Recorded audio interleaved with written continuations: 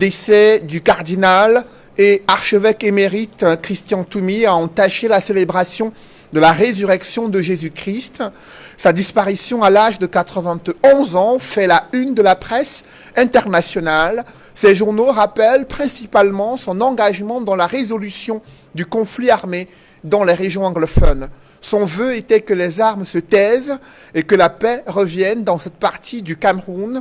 Fervent défenseur du dialogue, engagé pour les droits humains et la lutte contre la corruption, le cardinal Christian Toumi a contribué au développement démocratique du pays.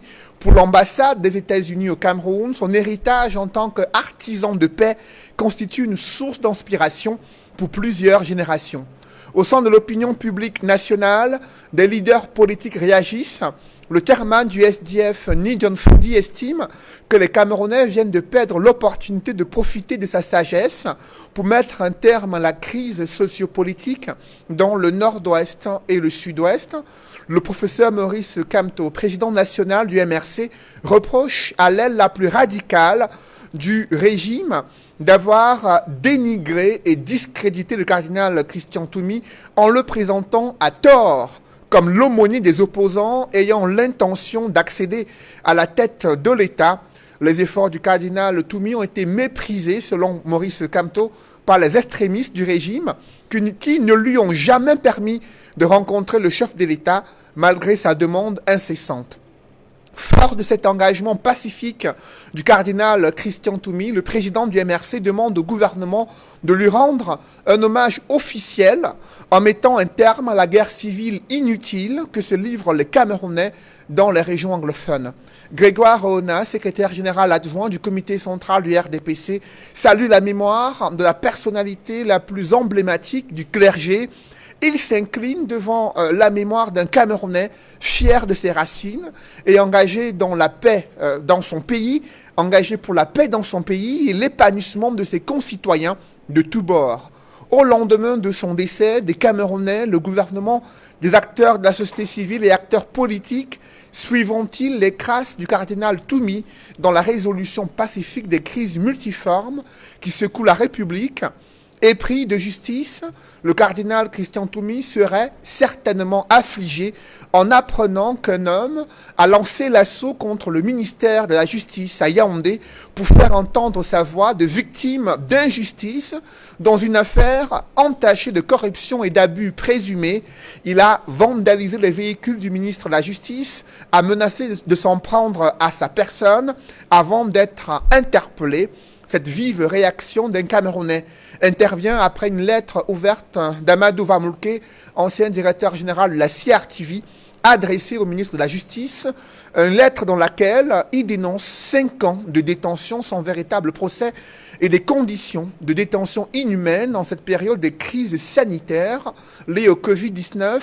Que devient alors la justice camerounaise à travers ces illustrations de Camerounais confrontés à des goulots d'étranglement dans leurs procédures judiciaires? Au-delà du système judiciaire, il y a le système électoral qui pose problème au Cameroun. Cela amène des leaders politiques à mettre sur pied un secrétariat technique pour l'élaboration d'un système électoral plus transparent et plus crédible. La présence de 3 anciens candidats à l'élection présidentielle de 2018 et d'autres figures politiques peut-elle augurer d'une stratégie de front commun pour faire bouger les lignes? Ces questions brûlantes de l'actualité constituent l'ossature de droit de réponse. Mesdames, Messieurs, bienvenue dans cette émission où le choc des idées fait jaillir la lumière. Et pour cette nouvelle édition de droit de réponse, je reçois sur ce plateau Maître Roland Diehou. Maître Roland Diehou, bonjour. Bonjour Monsieur Noufélé, bonjour aux millions de téléspectateurs de droit de réponse ce dimanche. Je salue mes copanélistes. J'aimerais m'incliner devant la disparition du cardinal Christian Toumi et lui adresser tout mon respect et tous mes hommages. J'aimerais également saisir l'occasion pour avoir une pensée pour tous les combattants de la liberté et particulièrement les militants du mouvement pour la renaissance du Cameroun qui croupissent encore à ce jour dans diverses prisons du Cameroun, et une pensée particulière pour ceux d'entre ces camarades-là qui, étant détenus en fou, ont récemment été de manière incompréhensible transférés à Yoko. J'aimerais leur adresser mon soutien et mes mots d'encouragement.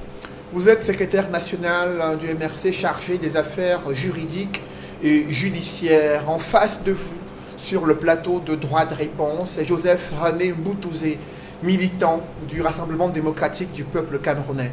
Joseph René, bonjour. Bonjour Cédric, bonjour à tous les copanélistes. En souhaitant joyeux Pâques à tous les chrétiens du Cameroun et du monde, je voudrais par la même circonstance profiter pour adresser mes vives condoléances à la famille du cardinal Christian Toumi et à toute la communauté catholique du Cameroun qui vient de perdre par le Christian cardinal Toumi, un grand prélat camerounais. Sur le plateau de droit de réponse, il est analyste politique, il est parti de Yaoundé pour nous joindre dans cette émission. Aristide Monod, Aristide, bonjour. Bonjour Cédric, bonjour à tous les co-discutants du jour, bonjour à tous les téléspectateurs de ce programme, en particulier ceux qui sont des médias chrétiennes qui célèbrent aujourd'hui la résurrection du Christ, une résurrection qui est marquée par la disparition d'un grand prélat, un homme engagé qui est sorti de la part d'Ipendensi, c'est-à-dire le sentier battu, tracé par des politiques pour ce qui est des hommes d'église, à savoir le système de docilisation ou alors le système d'évolution hors des circuits de décision, c'est-à-dire que l'homme d'église devait rester dans sa posture de celui-là qui distille la parole de Dieu sans toutefois se soucier du social, de l'économie, de la politique. Donc, le cardinal Christian Toumi est sorti de ce canevas et a montré qu'on peut avoir en Afrique et au Cameroun en particulier une autre image de l'Église catholique militante et non moribonde, l'Église catholique qui s'engage, l'Église catholique qui prend position, l'Église catholique qui défend les opprimés, l'Église catholique qui a son mot à dire dans la gestion de l'État. Donc je m'incline devant cette haute personnalité, tout en espérant que 3 jours après, il aura également droit à cette résurrection que nous célébrons aujourd'hui. Merci d'être avec nous sur ce plateau. Il est également présent parmi nous, l'un des éditorialistes du quotidien La Nouvelle Expression, consultant sur droit de réponse. Edmond, bonjour. Bonjour, c'est Oufélé, je salue les co-panélistes. J'adresse mes salutations fraternelles, amicales et cordiales aux millions de téléspectateurs fidèles de cette émission, tout en leur exprimant ma sincère affection. Je vous demande d'avoir une pensée pieuse pour son éminence Christian Cardinal Toumi, qui nous a quittés au petit matin de samedi. Et je souhaite qu'à cette occasion, nous puissions nous rendre partout où nous sommes, en Afrique, en Europe, partout à travers le monde, un vibrant hommage pour tout ce qu'il a apporté au Cameroun, en Afrique et partout à travers le monde. Et je reste avec vous, Edmond Kambia. Vous qui êtes éditorialiste, journaliste, vous avez bien connu le cardinal et archevêque émérite Christian Toumi. Quel héritage laisse-t-il à la prospérité, aux Camerounais? Je l'ai bien connu, son éminence Christian Cardinal Toumi. Je l'ai rencontré la première fois il y a plus de 30 ans. C'était précisément le 11 juin 1990 lors d'une conférence de presse qu'il donnait à l'hôtel Hilton sur la lettre pastorale de la conférence épiscopale sur la crise économique.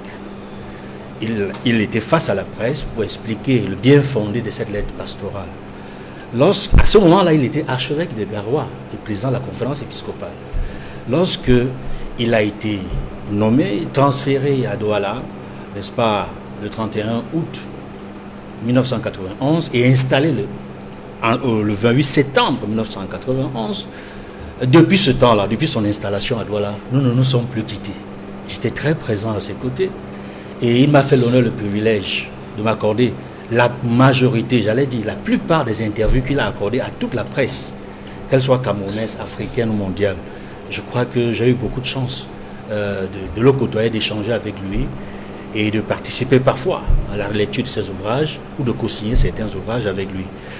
L'héritage que l'on peut retenir du Christian Cardinal Toumi est immense. Vous parlez de l'héritage sur quel plan? Politique, religieux, social? Parce qu'en réalité, c'est un homme d'une dimension plurielle, un homme d'une très grande envergure, parce qu'il a plusieurs casquettes. C'est vrai, c'est un homme d'église qui a été créé cardinal le 28 juin 1988, qui a eu, n'est-ce pas, le privilège d'être nommé pour le service de l'église, évêque de Yagua, archevêque coadjuteur de Garoua, archevêque de Garoua, puis archevêque de Douala. Et depuis, on le sait, le 17 novembre 2009, il est archevêque émérite de Douala. Jusqu'à sa mort, il y a quelques jours. Et l'une de ses grandes dimensions, c'est l'intellectuel. Il n'a cessé de produire des ouvrages. Des ouvrages qui n'étaient pas que religieux. Des ouvrages qui concernaient la vie politique, sociale et économique du Cameroun.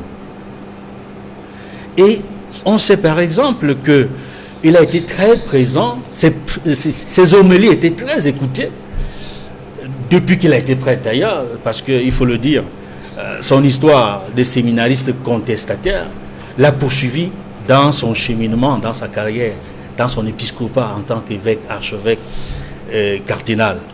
Mais pour aller droit au but, pour ne pas en dire davantage, parce qu'il y a tellement de choses à dire de ce grand homme, il faut retenir surtout que c'était, à travers sa dimension plurielle, c'était le symbole de la résistance éthique et morale d'abord.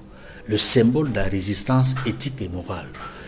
C'est une personnalité qui dénonçait les injustices, qui prêchait à temps et à contre-temps l'évangile de Jésus-Christ, mais il insistait sur la vérité. Il disait toujours, partout où il se trouve, quand il avait des enseignements ou pas, c'est la vérité qui libère. Il demandait aux Camerounais, et partout hors du Cameroun, lorsqu'il était invité dans les conférences, qu'il faut toujours dire la vérité. Et il mettait l'accent sur l'éducation et la santé. Et tout le monde peut le voir à travers ses réalisations dans l'archidiocèse de Douala. Les hôpitaux généraux que nous connaissons, que ce soit Bonabéry, à Locpom, les collèges, j'en citerai pas beaucoup, j'en citerai pas parce qu'il y en a tellement, mais ceux qu'on peut reconnaître, qui portent son épitaphe, son empreinte, c'est le collège Borromée, le collège Notre-Dame des Nations. Et je le disais tantôt, c'était un intellectuel, c'était un philosophe. Il a beaucoup enseigné la philosophie. J'ai eu la chance, le privilège d'avoir été enseigné par le Christian Cardinal Toumi, qui m'a donné pendant 3 ans des cours de philosophie, et j'ai eu également des cours de théologie pendant 4 ans, d'abord à l'école cathédrale de théologie pour les laïcs de Douala, et ensuite à l'Institut supérieur des sciences sociales et religieuses de l'Université catholique Saint-Jérôme de Douala. Mais on ne peut pas manquer de dire, de retenir, que c'était le cardinal, le premier cardinal camerounais, l'unique cardinal camerounais.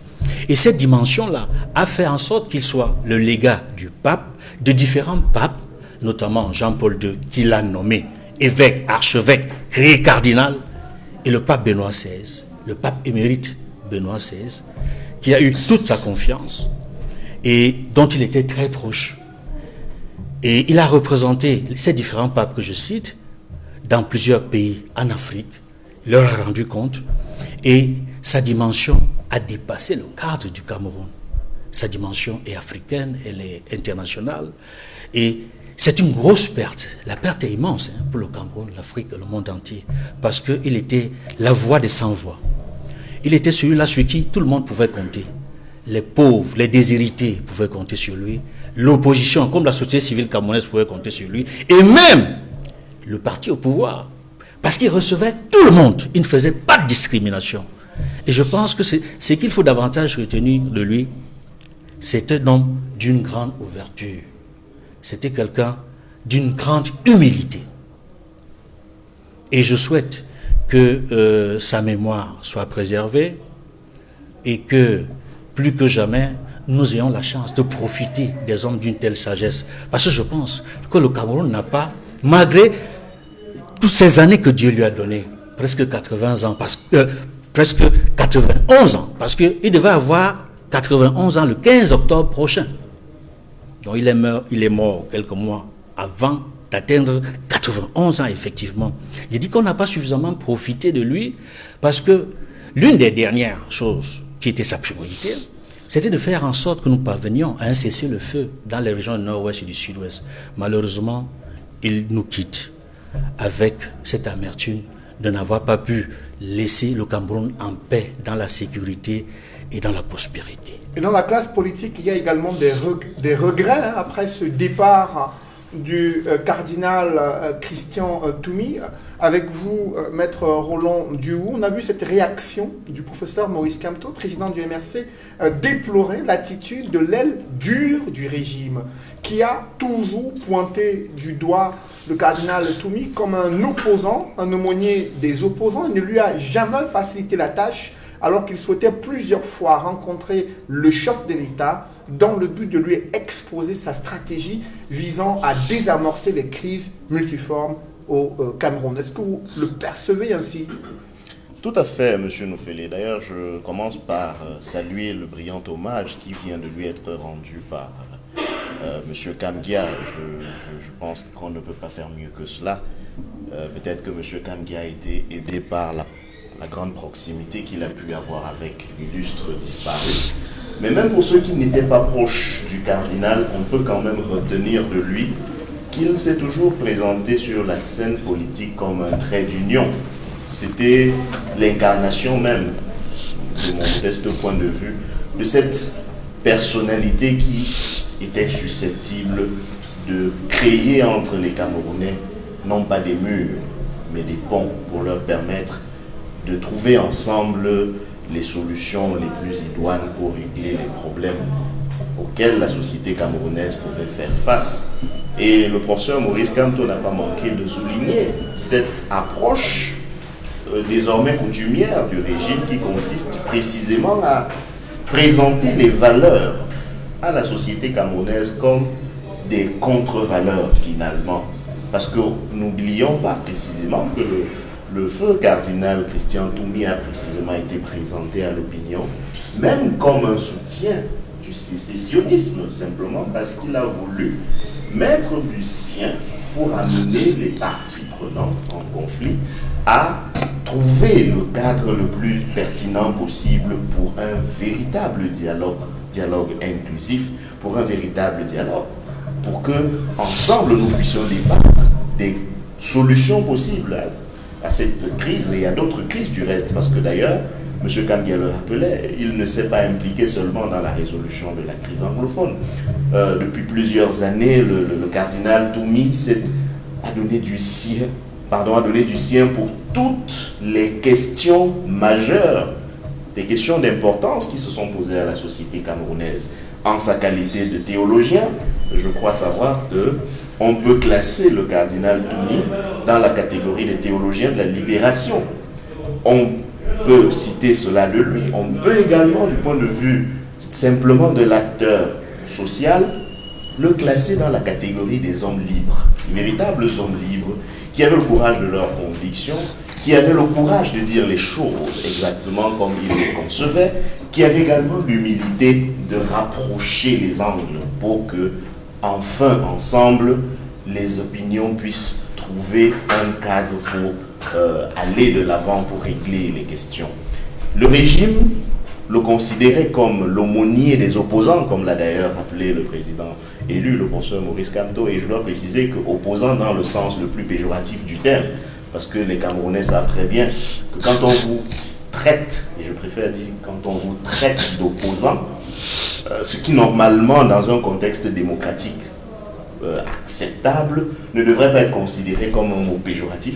Mais au Cameroun, quand on dit de vous que vous êtes un opposant, c'est chargé, c'est un mot essentiellement chargé négativement. Quand on disait du cardinal Christian Toumi qu'il était l'aumônier des opposants, c'était en fait dire qu'il était le soutien des hors-la-loi, entre guillemets. Ce qui n'était pas le cas, parce que d'abord s'opposer, c'est tout à fait légitime. C'est une chose tout à fait légitime, surtout lorsqu'on se prévaut être dans une société dite démocratique. On a parfaitement le droit, et ce droit est d'ailleurs garanti par les instruments juridiques, on a le droit d'apporter un regard critique sur la façon dont est conduite la gouvernance publique. Et le dire, le faire, ne doit pas être considéré comme marcher en marge de la société. Faire le reproche qui a été fait au cardinal Christian Toumi toute sa vie, d'être un opposant, entre guillemets, c'est aussi la preuve que nous avons vécu, que nous vivons jusque-là dans un régime qui n'est pas à l'aise avec l'opinion dissidente, avec l'opinion contraire. On peut voir en cela la survivance des lois sur la subversion qui n'ont jamais vraiment disparu de notre environnement politique. Et enfin, si on peut clôturer un propos sur le cardinal qui était immense, enfin dire que son dernier combat mérite d'être perpétué, d'être poursuivi. Sa mort devrait être, de mon point de vue, une invite collective à ne pas laisser dépérir l'héritage qu'il aurait peut-être voulu léguer au Cameroun, c'est-à-dire un pays réconcilié dans toute sa diversité, un pays qui enfin fume le calumet de la paix et qui se tourne résolument vers son avenir, parce que comme le rappelle souvent encore une fois le président élu, le professeur Maurice Kamto, notre pays a tout ce qu'il faut pour ne pas être simplement celui qui vivote actuellement, mais pour être une véritable locomotive, un phare, un miroir qui doit servir d'exemple, non seulement pour la sous-région, mais pour l'Afrique. Après vous, j'aimerais avoir la réaction de Joseph René Mboutouzé sur le combat mené par le cardinal Christian Toumi. Il y a eu cette réaction du président national du MRC qui souhaite que le gouvernement rende hommage au cardinal Christian Toumi à travers la résolution rapide, pacifique et la fin du conflit dans les régions du nord-ouest et du sud-ouest. Cela serait rendre un hommage officiel au cardinal Toumi qui en a fait son dernier combat, souligne Maurice Kamto. Qu'est-ce que vous en pensez, Joseph René, sur ce combat et sur l'attitude que devrait avoir le gouvernement? Oui, je crois qu'au Cameroun, on ne lâche pas une occasion pour faire de la récupération politique. Nous sommes en train de pleurer un prélat camerounais de dimension internationale parce qu'il a quand même été cardinal. Ce n'est pas tout prélat qui devient cardinal. Donc le Cameroun, à travers l'unique cardinal que nous avions, vient de perdre une figure importante. Nous devons aller dans le sens de pleurer, sonder actuellement, comme les gens disent souvent, mais aussitôt disparu, vous voyez que nous tombons directement dans ces récupérations d'ordre politicienne qui ne nous honorent pas, tout simplement parce que le gouvernement de la République, incarné par son Excellence le président Paul Biya, n'a pas attendu la mort du cardinal pour se mettre résolument dans la recherche du consensus national qui doit aboutir à une paix durable au Cameroun. Le gouvernement n'a cessé toutes ces années d'agresser des populations de manière globale au Cameroun, d'abord en commençant par le Grand Nord avec la crise des Boko Haram. Vous connaissez tous les efforts que le gouvernement a posés dans ce sens pour que nous arrivons à cette forme d'accalmie qu'on observe déjà dans les régions du Septentrion. De la même manière, le gouvernement a toujours recherché les bases d'une paix dans les régions du Nozo. D'ailleurs, il me semble que le grand dialogue que le gouvernement avait organisé à cet effet et qui aujourd'hui commence à produire des résultats, que le cardinal Christian Toumi non seulement avait été invité, là n'est même pas le plus important, mais surtout il a eu une participation active à ces travaux.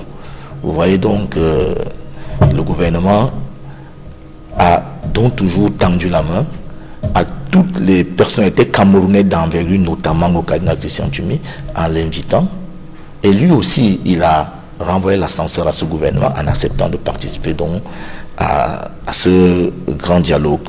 Donc je pense qu'on ne peut pas poser le problème aujourd'hui en disant que maintenant que le cardinal a disparu, que ce soit une occasion enfin pour le gouvernement d'engager un véritable dialogue pour la résolution de la crise sociopolitique au Nozo. Parce que c'est une constance de ce gouvernement depuis 2016 que cette crise a commencé. On ne va pas tout le temps revenir ici pour énumérer les solutions importantes que le gouvernement a dû apporter pour que ça puisse se calmer dans ces régions. Et d'ailleurs, nous pouvons tous faire le témoignage ici que même si nous n'avons pas encore atteint l'objectif d'une paix totale, nous pouvons tous témoigner ici que ça commence résolument à être de plus en plus calme dans ces régions. Et le travail gouvernemental va continuer et je suis convaincu que d'ici là, on pourra retrouver un Cameroun pacifié et où tous les enfants peuvent s'asseoir dans le vivre ensemble. Après vous, Joseph René, Aristide Monod, avez-vous le même regard sur à la fois l'attitude du gouvernement et bien sûr cet héritage que lègue à la prospérité le cardinal Christian Tumi, perçu par la classe politique comme un acteur de premier plan qui a été plusieurs fois combattu par le pouvoir en place?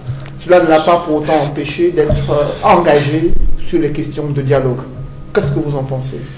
C'est clair que nous fait l'important de relever que nous sommes dans un environnement où il y a une certaine inflation de l'hypocrisie dans les différents comportements, des attitudes des Camerounais suite au décès de certaines personnalités. C'est-à-dire que entre les propos tenus lorsque la personne est encore en vie et ceux tenus après sa mort, c'est totalement en fossé. On se demande si on est souvent un peu cohérent avec nous-mêmes et envers nous-mêmes. Parce que lorsqu'on essaye de voir l'attitude qui a été, une certaine attitude qui a été adoptée vis-à-vis de cette haute personnalité de l'Église catholique, cette haute personnalité parapolitique camerounaise, on se pose bien des questions sur la sincérité des hommages qui lui sont aujourd'hui rendus. Moi, j'ai eu cette occasion de lire certains le cardinal Tumi d'Ambazonien. Curieusement, les écuries à l'origine ou alors aux commandes de ces titres et de ces articles sont aujourd'hui les premières à tenir des propos courtois, des propos apaisés, en rendant un vibrant hommage au cardinal Tumi. Je pense que cela relève du cynisme, cela relève de l'hypocrisie pure et simple. Ça, c'est la première des choses.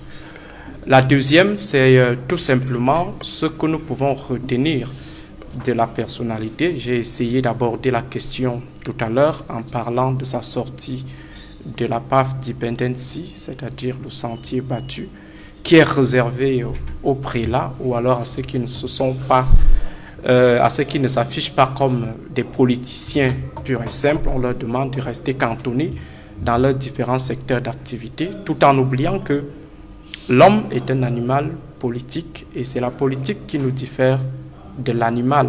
Alors, si on décide d'exclure certains citoyens, de leur enlever cette qualité d'homme politique, de politique, ça signifie qu'on veut qu'ils soient tout simplement des moutons ou des animaux. Et vous voyez que la stratégie d'assimilation des élites n'a pas épargné les officiels de l'Église catholique. Aujourd'hui, on peut compter au bout des doigts les cardinals Tumi. Après Monseigneur Ndokmo, nous avons le cardinal Tumi, nous avons l'archevêque Samuel Klida, nous avons quelques prélats comme le jésuite Lado. Et vous voyez qu'on ne peut pas avoir comme ça plus de 20 ou 40 hommes d'église qui sont vraiment engagés ou alors qui se sont rebellés contre cette stratégie de cantonnement des hommes d'église dans le secteur purement religieux en leur enlevant cette qualité de citoyen. Donc il faut donc voir un prélat rebelle face au cantonnement qu'on appelle généralement l'assimilation des élites. Nous avons également un prélat engagé, charbonnier, jusqu'au dernier jour, parce que on n'a pas compris, nous tous nous avons été surpris par sa disparition au regard de ses dernières activités, et on se disait qu'il avait encore beaucoup de jours devant lui, et pourtant il était presque vers la fin de son bail terrestre. Ça signifie tout simplement qu'il s'est donné à fond, malgré la fatigue, malgré les déboires que lui imposait cette fatigue physique. Il s'est imposé, il est resté très engagé. On n'a pas senti le poids de l'âge sur la personne, on n'a pas senti le prélat affaibli. Il est resté constant et vivement engagé, surtout dans la résolution de la crise anglophone, où il s'est porté, il s'est proposé comme l'une des alternatives en termes de médiation. Malheureusement, on a toujours cru que le cardinal Toumi faisait un peu assez et qu'il devait rester dans sa dimension purement pastorale ou ecclésiastique. Donc on a vu quelqu'un qui s'est engagé aux côtés des opprimés, qui a été une force pour les forces alternatives, si vous me permettez cette tautologie, et c'est normal qu'il se retrouve aujourd'hui étiqueté aumônier des opposants.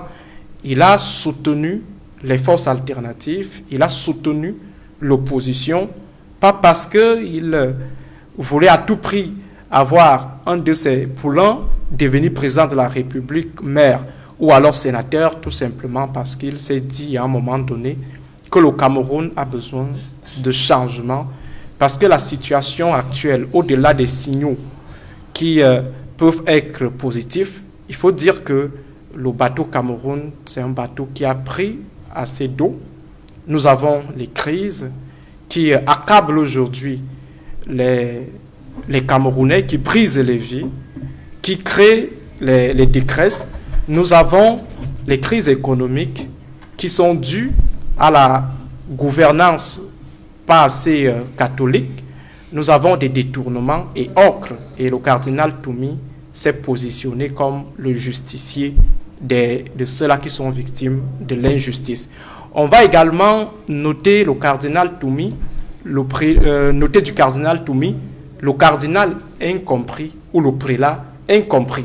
Ça veut dire que toutes les propositions qu'il a eues à faire, à formuler pour que le Cameroun soit sur la bonne route ont été totalement rejetées. Les seuls usages qu'on en a fait, c'était tout simplement des usages symboliques, question de démontrer qu'en fait, on tient compte de ces propositions. Or, au fond, on sait quelle est la décision finale. Je reviendrai sur le cas du grand dialogue national. On sait bel et bien que les propositions qui ont été arrêtées, qui ne sont même pas d'ailleurs appliquées jusqu'ici de manière minimale, que ces propositions n'avaient rien à voir avec celles formulées par des acteurs comme le cardinal Toumi. Nous attendions toujours cette rencontre intra-anglophone pour essayer de déterminer quelles sont les positions dominantes de la communauté anglophone sur la question de la marginalisation, déterminer également l'équipe pouvait représenter les intérêts des anglophones dans un grand dialogue national. On a attendu qu'il y ait ce dialogue intra-anglophone que soutenait le cardinal Toumi. Finalement, il est décédé. Le projet n'a pas connu de réussite. Le cardinal Toumi a tenu à rencontrer le chef de l'État. Si le président Paul Biya ne peut pas rencontrer un cardinal, on se pose bien la question, qui rencontre-t-il finalement? Donc, je pense que c'est aussi ça le cardinal Christian Toumi. Après l'évocation de cet héritage à la postérité concernant le cardinal Christian Toumi, vous parliez de justice. Je voudrais qu'on en parle. Edmond Kanga, il y a eu cette scène observée en fin de semaine à Yaoundé, devant le ministère de la Justice. Un homme qui a vandalisé plusieurs véhicules.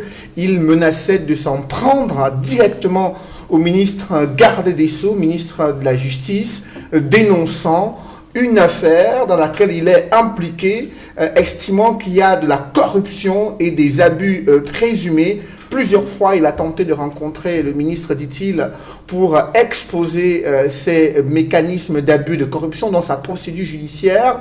Il n'a pas réussi et on a vu des véhicules vandalisés au ministère de la Justice et le monsieur en question interpellé. Comment analysez-vous ces différentes scènes et ce cri de détresse d'un Camerounais justiciable et qui se dit victime d'injustice? Ce sont des images fortes et poignantes qui montrent à souhait que la gouvernance du Cameroun va très très mal, que l'administration de la justice camerounaise est très mauvaise. Voilà un monsieur qui est atteint, j'allais dire, par le seuil de la frustration. Parce que c'est le seuil de la frustration, quand ça a été atteint, que l'on peut parvenir à de telles scènes. Il a cherché à rencontrer le ministre, il n'a pas pu. Et il a des problèmes en justice, il se rend compte que tout va plutôt à l'envers. Je voudrais dire qu'il n'est certainement pas le seul Camerounais qui vit les mêmes déboires. D'autres n'ont peut-être pas le même courage que lui pour poser de tels actes. Certes, de tels actes sont, on ne peut pas l'encourager de détruire le véhicule du ministre, d'incendier des véhicules devant un ministère. Mais ce qui importe, c'est le fond du problème. Pourquoi l'a-t-il fait? Parce qu'il se retrouve dans une situation où il est à bout. Et beaucoup de Camerounais se retrouvent dans la même situation. Et on a souvent débattu, ici sur ce plateau, des problèmes de la justice camerounaise. La plupart de ces problèmes ne trouvent pas de solution. Il y a eu parfois des rencontres entre le ministre de la Justice ou le ministre délégué, qui a souvent rencontré les auxiliaires de la justice, notamment les avocats, pour essayer d'échanger, pour aplanir des différends. Mais dans le cas d'espèce, il s'agit d'un justiciable qui essaye de se faire entendre de la manière la plus violente qui soit. Ce n'est pas souvent arrivé au Cameroun. Cela signifie qu'il faut faire très attention. On peut assister non seulement à la vulgarisation de ce type d'actes, mais à d'autres types d'actes qui soient plus graves que ceux qu'on a vus à Yaoundé. Qui sont des actes qui ne sont pas très différents de ce que nous connaissons dans les théâtres de guerre, dans le nord-ouest, le sud-ouest, dans l'extrême nord du pays ou à notre frontière avec la Centrafrique. En réalité, c'est la manière dont le gouvernement perçoit les problèmes et ne cherche pas à trouver rapidement des solutions qui amènent des Camerounais à poser de tels actes. Souvenez-vous ce qui s'est passé en Tunisie. Quand on parle de printemps arabe, cette expression, je la mets entre guillemets. Mais il y a un jeune homme qui était dans une situation très compliquée. M. Bouazizi, qui s'est immolé publiquement après avoir subi une énième injustice d'une autorité de police, d'un agent de police. Et on a vu ce qui s'en est suivi. C'est le président tunisien qui a été contraint à quitter le pouvoir. On a vu tout le basculement. Est-ce que le gouvernement camerounais, est-ce que l'État du Cameroun attend la multiplication de tels actes pour comprendre que le Cameroun va très mal et qu'il faut trouver les solutions quand ces problèmes se posent, qu'il ne faut pas continuer avec le dilatoire ou l'usure en espérant que les choses vont s'arranger tout seul. Rien ne s'arrange tout seul. La preuve, on a l'exemple de la crise anglophone. Il y a eu au départ la marche des avocats anglophones, il y a eu des enseignants également, on les a réprimés. On a cru qu'il suffisait d'apporter des solutions, j'allais dire du rafistolage, c'est-à-dire des solutions qui n'étaient pas efficaces pour résoudre le problème qu'il posait à ce moment précis. Puis, on a arrêté des interlocuteurs. Agbobala, l'universitaire également. C'est-à-dire ceux qui étaient le visage, n'est-ce pas, du dialogue qu'il fallait amorcer de manière sérieuse à ce moment-là. On les a mis en prison, les Agbobala et autres. Le temps de réaliser qu'il n'y a plus d'interlocuteurs pour discuter. C'est là alors où le gouvernement s'est rendu compte qu'il va affronter, c'est-à-dire que les extrémistes, les sécessionnistes. Où est-ce qu'on en est aujourd'hui? Il y a eu la guerre qui a commencé en 2017. La guerre continue. Plusieurs milliers de morts, plusieurs centaines de milliers de déplacés, plusieurs dizaines de milliers de réfugiés. Qu'attend-on pour mettre fin à cette guerre? Nous parlions tout à l'heure du cardinal Christian Toumi. Je peux vous dire que les derniers mois, ou j'allais dire les dernières années de sa vie, jusqu'à la fin de sa vie, quand je l'ai rencontré souvent, si nous parlions de tout ou de rien, il y a un sujet qui ne manquait jamais. Il voulait apporter sa contribution à la résolution de la crise dans le nord-ouest et du sud-est avant de quitter ce pays, avant de quitter ce monde. Il n'a jamais compris pourquoi on lui a refusé l'organisation de la conférence générale anglophone, qui aujourd'hui reste encore la seule solution pour déblayer le terrain et parvenir à un cessez-le-feu. C'est vrai, la personne physique du cardinal Christian Toumi n'est plus là, mais il avait des partenaires dans cette opération. Il travaillait pas seul. Il avait des partenaires qui étaient des imams, qui étaient des responsables de l'église protestante presbytérienne. Ils sont encore là. Qu'est-ce qu'on attend pour leur demander, écoutez, on réalise que le cardinal Christian Toumi avait raison. On doit permettre à cette conférence de se tenir. Parce qu'au début, quand ils ont lancé le projet, c'était en 2018, on leur a dit, c'est toujours les intentions. On a prétendu qu'il y avait un agenda secret. C'était pour empêcher l'organisation des élections présidentielles. Mais on a vu plus tard, quand ils ont reporté la tenue de la conférence générale anglophone, qu'il n'en était rien. Et même après les élections, ils ont voulu tenir cette rencontre. La rencontre ne s'est pas tenue. C'est pour cela que je le rappelle, le problème du justiciable qui a posé de tels actes graves doit trouver des solutions le plus rapidement qu'il soit. N'attendons pas que les acteurs disparaissent et que les problèmes s'aggravent davantage pour trouver des solutions. Après vous, Edmond, Roland-Diouf, sur cette scène vécue au ministère de la Justice qui intervient après le ras-le-bol d'un Camerounais qui a menacé de s'en prendre à la vie d'une personnalité telle que ministre de la Justice, déplorant le fait qu'il n'a pas pu trouver une oreille attentive à ses préoccupations relatives à sa procédure judiciaire entachée, selon lui, de corruption et d'abus présumés. Comment appréciez-vous cette situation?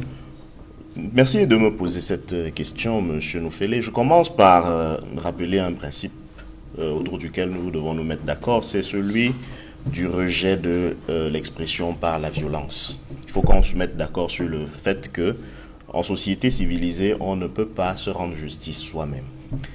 Mais cela dit, il faut également rappeler un autre principe qui conduit l'administration de la justice et qui nous vient des pays ou des systèmes anglo-saxons, dans lesquels on dit toujours que la justice ne doit pas simplement être rendue, mais elle doit être rendue en donnant le sentiment qu'elle l'est effectivement. C'est-à-dire qu'il ne suffit pas de rendre des décisions de justice. L'administration de la justice doit s'attacher à s'assurer qu'elle donne effectivement le sentiment que ce qu'elle fait, c'est rendre justice. Et malheureusement, l'environnement dans lequel nous vivons n'est pas de nature à donner ce sentiment à la population. Vous avez cité le cas de ce concitoyen qui prétend avoir été victime d'injustice, mais qui, en plus d'avoir été victime d'injustice, n'a pas pu avoir une écoute, une oreille attentive à son problème.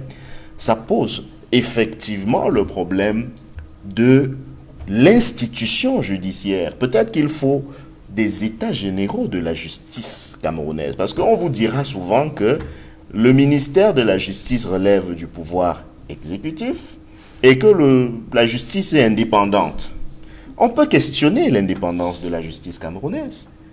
À l'aune, au regard des faits, quand on est praticien du droit, on sait que la pratique des instructions est légion dans la machine judiciaire camerounaise. Je vais citer des exemples que tout le monde voit. Nous connaissons le cas de nos amis politiques qui aujourd'hui sont face à la justice. D'ailleurs, ils ont été, pour ceux de Douala, convoqués au tribunal militaire récemment pour se voir signifier à nouveau une prolongation de leur mandat de détention provisoire par les différents juges d'instruction. Vous pensez vraiment que dans un pays comme celui-ci, on a le sentiment que la justice est rendue? C'est-à-dire qu'on attrape d'abord des gens, puis on les garde sous un régime de détention provisoire où ils sont considérés pires que des personnes convaincues des pires crimes qu'ils soient. Et sans qu'on ne voit que l'instruction avance vraiment, on leur renouvelle un nouveau bail dans un environnement carcéral qui n'est pas des plus adaptés, aussi bien à la situation que requiert le minimum d'humanité qu'on doit aux personnes détenues, même lorsqu'elles sont condamnées, mais a fortiori du fait de la pandémie de la Covid-19 qui sévit dans notre pays, qui est gérée de manière totalement hasardeuse, comme nous pouvons le voir. Est-ce que dans ce contexte-là, on peut avoir le sentiment que la justice est véritablement rendue? Je ne pense pas. Je rappelle que récemment, lors de la rentrée solennelle qui s'est déroulée du côté de la Cour suprême, le premier président de la Cour suprême lui-même s'offusquait. Il avait choisi de débattre à cette époque-là de l'exécution des décisions de justice au Cameroun. Et c'est le premier président de la Cour suprême qui s'offusquait de ce que les décisions de justice ont du mal à s'exécuter au Cameroun. Vous avez des cas cocasses où, par exemple, vous obtenez une ordonnance d'un tribunal pour qui vous autorise à faire une inscription d'hypothèque judiciaire. Je prends un cas comme celui-là. Et que vous arrivez à la conservation foncière, le conservateur vous répond qu'en vertu d'une correspondance de son ministre de tutelle, il a reçu interdiction de s'exécuter. Vous avez des cas comme ça qui sont légion, où on peut vous dire qu'une instruction parfois verbale d'une autorité politique ou gouvernementale est de nature à plomber l'exécution d'une décision de justice passée en force de choses jugées. Vous avez des cas comme ça qui s'amoncellent. Et je le rappelle, ce n'est pas de moi. Il s'agit du premier président de la Cour suprême qui touchait du doigt lors de la rentrée solennelle un des problèmes que pose la justice camerounaise et le sentiment que peut avoir le citoyen que cette justice ne lui est pas véritablement rendue. Et parmi ces cas, il y a celui d'Amadou Vamoulke, ancien directeur général de la CRTV. Il a adressé une lettre ouverte au ministre de la Justice pour dénoncer ces conditions de détention en cette période de crise sanitaire liée au Covid-19. Également, s'interroger sur sa procédure qui dure 5 ans déjà, sans qu'il n'y ait un véritable procès organisé. Vous, en tant qu'avocat et juriste, comment vous percevez cela? Cela est tout à fait incompréhensible si vous convoquez ma posture de juriste. Je ne suis pas certain qu'il est possible de l'expliquer rationnellement en convoquant des arguments d'ordre juridique. La situation que vit M. Amadou Vamoulke, il faut le dire sans embâche, est complètement incompréhensible. Je rappelle que, encore une fois, nous sommes là dans le cas d'un prévenu. Pour la gouverne de nos téléspectateurs, le prévenu est celui qui ne fait pas encore l'objet d'une décision de condamnation.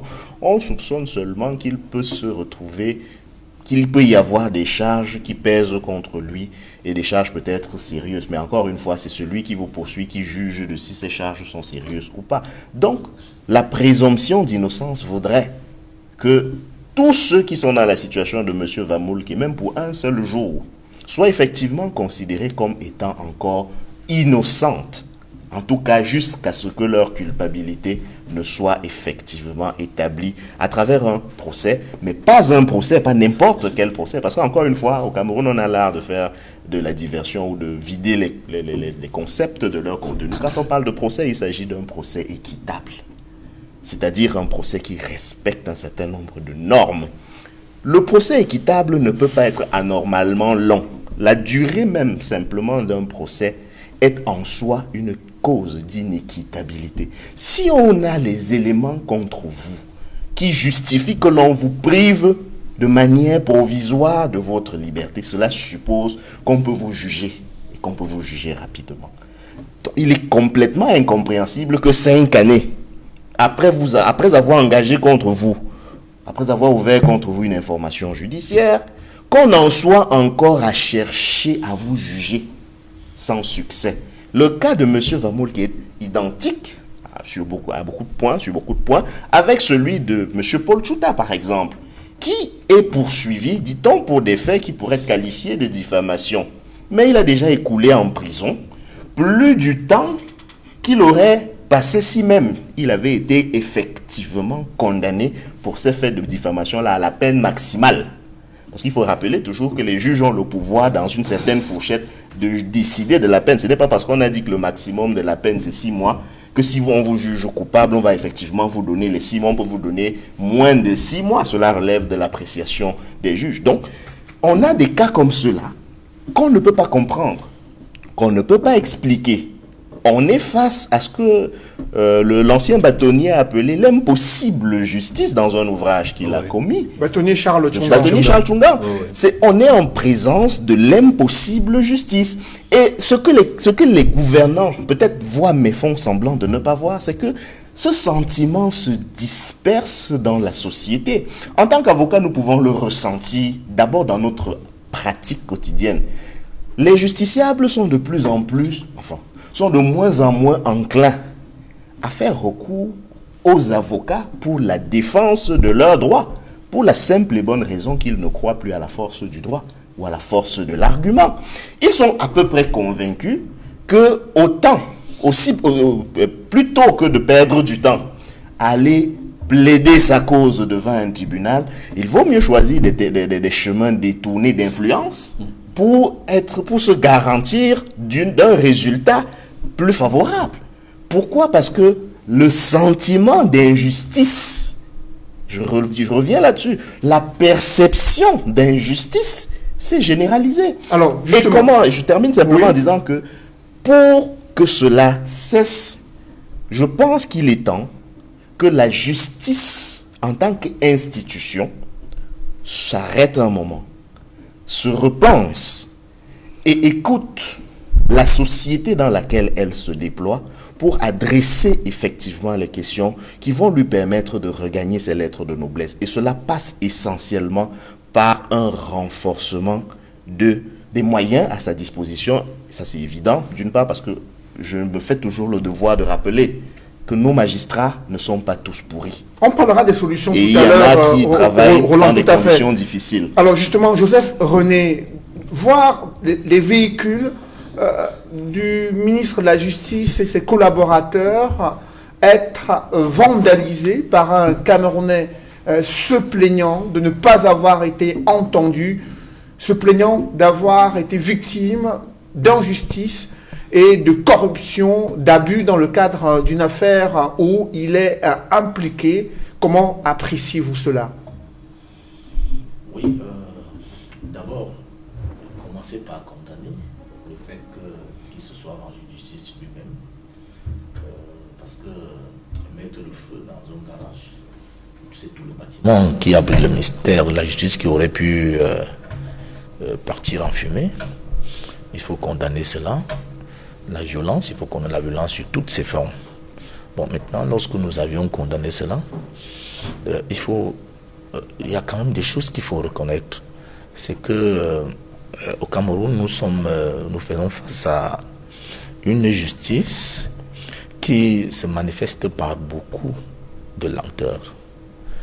Il y a des gens qui sont dans des procès qu'on qualifie, je ne suis pas spécialiste de flagrant délit, qui restent souvent en situation de préventif pour des périodes assez longues. On n'a jamais compris pourquoi on ne peut pas tout de suite rendre justice, mieux encore les condamner, parce que je pense que en prison, le statut, lorsqu'on est prévenu, n'est pas le même lorsqu'on est déjà condamné, parce que une fois qu'on est condamné, on peut déjà commencer à espérer, à bénéficier de certains privilèges, notamment les privilèges de grâce présidentielle. Bon, imaginez une hypothèse où la grâce intervient maintenant, alors qu'on aurait pu être jugé depuis, et on est toujours prévenu. Vous voyez que vous sortez de ceux qui sont éligibles à cette grâce, tout simplement parce que le procès pour lequel vous êtes en détention a pris beaucoup de temps. C'est quelque chose qu'il faut interroger. Qu'est-ce qui fait en sorte que les décisions de justice n'interviennent pas rapidement au Cameroun? Je pense que le pouvoir judiciaire doit suffisamment être honnête vis-à-vis des Camerounais et leur adresser des réponses à cette interrogation qui est importante. Pourquoi les gens restent aussi longtemps sans être jugés? Voilà le premier problème.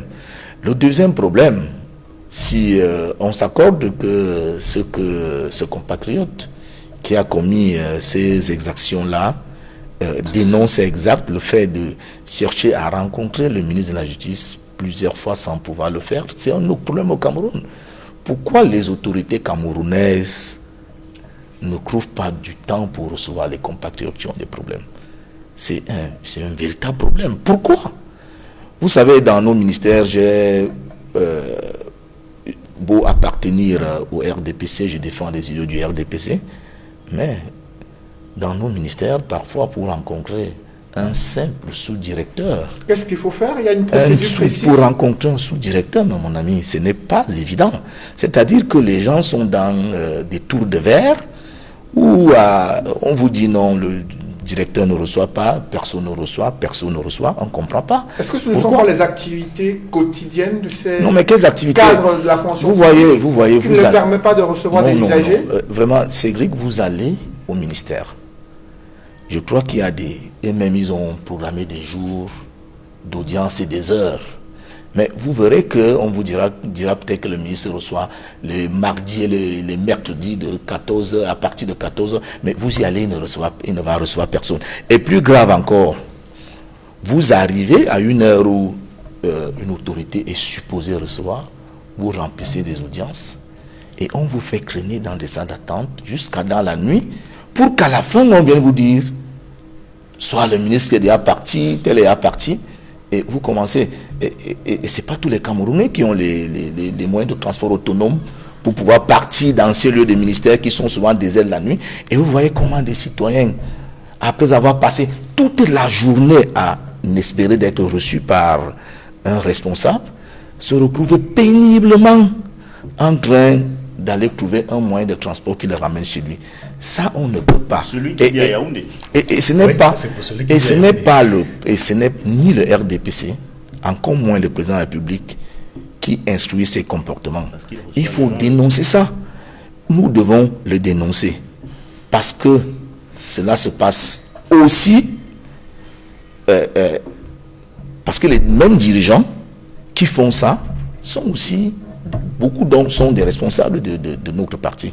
Il faudrait que cela essaye un peu de diminuer un peu. On ne peut pas faire ça. Qu'est-ce qui est difficile pourquoi c'est si difficile de recevoir les compatriotes? Est-ce qu'on doit toujours recevoir un compatriote? Bon, il semble que beaucoup pensent que lorsque les compatriotes viennent pour les rencontrer, c'est pour leur demander des postes, pour leur demander de l'argent et tout ça. Mais je pense que en toute responsabilité, on doit avoir le courage de répondre aux gens et leur donner des réponses adéquates. Ce n'est pas parce que vous avez la présomption que si je commence à recevoir les gens, c'est parce qu'ils viendront me poser des problèmes d'argent qu'on décide de ne même recevoir personne. Voilà. Donc c'est le deuxième problème que pose ce acte de l'individu. Moi, j'invite les autorités camerounaises à avoir de la souplesse et à respecter leurs jours et leurs heures d'audience pour véritablement recevoir les compatriotes. Bon, mais maintenant, troisième problème, c'est que les juges camerounais sont aussi débordés par des problèmes que les Camerounais leur apportent. Comment ça? Oui, parce que... Ils sont débordés comment? Débordés, parce que les Camerounais, eux aussi, sont tout le temps en train d'enfreindre la loi. Parce que, imaginez combien de cas on peut porter devant le juge en une seule journée, entre ceux qui volent, entre ceux qui volent, entre ceux qui détournent, ceux qui tentent d'engager de l'insurrection. Mais tout ça, c'est une très grande masse critique de personnes que le juge est obligé d'accueillir et de recevoir. Bon, alors il faudrait donc combien de juges au Cameroun pour rapidement donc aussi juger tous ces voleurs qui sont obligés d'attraper partout dans les rues, dans les marchés. Quand un parti décide d'organiser des marches insurrectionnelles, ce qui est contre la loi, il faut bien les interpeller. Et ça fait une grande masse de personnes qui doivent passer devant le juge. Alors nous avions combien de juges, nous avions combien de salles. Si par exemple des milliers, 1000 personnes se retrouvent dans la rue pour casser sous prétexte qu'ils veulent avoir un changement à la tête de l'État, on ne peut pas tolérer ça. Bon, vous voyez donc que les Camerounais, eux-mêmes qui s'adonnent à ce genre de pratique, on ne peut pas avoir élu un président en 2018 à un taux de suffrage exprimé qui lui est favorable de façon très élevée. Et une frange de Camerounais décide qu'ils vont aller dans la rue et le destituer par la force. Dans aucun pays du monde on ne peut accepter ça. Il faut que les Camerounais eux-mêmes se disciplinent pour éviter de surcharger les palais de justice. Voilà, Mais ce cas précis, ce Camerounais qui est allé vandaliser ses véhicules, lui pose un problème de corruption et d'abus dans le cadre de la procédure judiciaire dans laquelle il est impliqué. Il a voulu poser ces problèmes au ministre de la Justice afin qu'il puisse peut-être diligenter une enquête en interne. Est-ce que ces problèmes de corruption et d'abus au sein de l'appareil judiciaire, au sein du système judiciaire camerounais, est-ce que vous le percevez comme ce Camerounais-là? Non, mais c'est évident qu'il y a des cas de corruption dans la justice camerounaise. Si moi je viens m'asseoir ici et dire que notre justice est toute blanche, mais je ne serai pas en conformité avec moi-même. Ça sera mentir, me mentir à moi et mentir aux autres. Il y a forcément beaucoup de corruption dans la justice camerounaise. Et cette corruption n'est pas seulement le fait du juge. Cette corruption est encouragée par les justiciables et par ceux qui sont supposés les défendre, c'est-à-dire les avocats. Alors nous sommes dans un imbroglio où on pose des actes répréhensibles, mais on ne veut pas être sanctionné. On est obligé de chercher à corrompre le juge. Plus grave encore, ce sont les avocats qui doivent incarner même l'idée même de bonne justice au Cameroun, parce que ce sont les défenseurs de ceux qu'ils pensent être les opprimés de la justice, qui sont les premiers à corrompre de façon permanente, ou alors à chercher à corrompre de façon permanente le juge. Alors lorsque nous sommes dans un environnement comme ça, où on ne peut pas de façon subjectivement dire que le problème c'est le juge, alors on fait comment? Il faut simplement inviter les Camerounais à accepter d'être responsables de leurs actes, à assumer les décisions qui suivent lorsque intimement on sait qu'on a posé un acte répréhensible, ne pas chercher à corrompre le juge, ne pas prendre un avocat pour aller corrompre le juge. Il faut que les Camerounais cessent d'aller chercher à corrompre les juges. Alors justement, votre message a été bien compris. Aristide Mono, parce que on se souvient encore des événements qu'il y a eu dans un tribunal ici à Douala, où on était obligé de faire interpeller des avocats qui ont été pris en flagrant délit de corruption. Les enquêtes sont toujours en cours. C'est un délit de corruption donc n'avait pas été retenu lorsqu'ils avaient été condamnés. Il faut le préciser. Aristide Mono, quel regard portez-vous sur cette justice aujourd'hui au regard de ces justiciables qui se plaignent? On a le cas d'Amadou Vamouké, intervenu lundi dernier dans une lettre ouverte adressée au ministre de la Justice pour dénoncer sa procédure judiciaire. Elle dure déjà 5 années. Ensuite, dans la même semaine, un autre justiciable pour se faire entendre et aller plus loin en vandalisant des véhicules et en menaçant de s'en prendre à la vie du ministre de la Justice en personne. Comment appréciez-vous cette situation-là? Déjà, il faut rappeler que nous avons une justice qui n'est pas assez juste. Nous avons un droit qui n'est pas assez droit. Nous avons des lois qui, ma foi, ont beaucoup d'imperfections. Cette situation, ma foi, n'est qu'une suite logique d'un environnement qui s'est incrusté dans nos mœurs, dans nos pratiques institutionnelles, dans notre société. C'est un cas parmi tant d'autres. Donc aujourd'hui, on ne peut qu'utiliser cela comme une certaine illustration qui, ma foi, devrait interpeller ceux qui ont la charge de rendre justice au nom du peuple camerounais et non au nom de leur subjectivité ou à leur considération personnelle. Cet acte qui est posé est un acte d'exaspération. Et du point de vue de la sociologie des crises ou de la crisologie, il s'agit de la justice populaire. La justice populaire, c'est tout simplement lorsque des individus décident de se passer des instances formelles, connues, pour rendre eux-mêmes, se rendre eux-mêmes justice, c'est-à-dire se rétablir dans leur propre droit. Or, on sait bel et bien que dans un état de droit, cela relève des institutions qui sont bien connues, c'est-à-dire la justice. C'est quoi le motif principal de la justice populaire? Comme je le disais tout à l'heure, c'est cette désobéissance qui est liée au manque de confiance, à la désaffection totale des institutions en charge de la justice.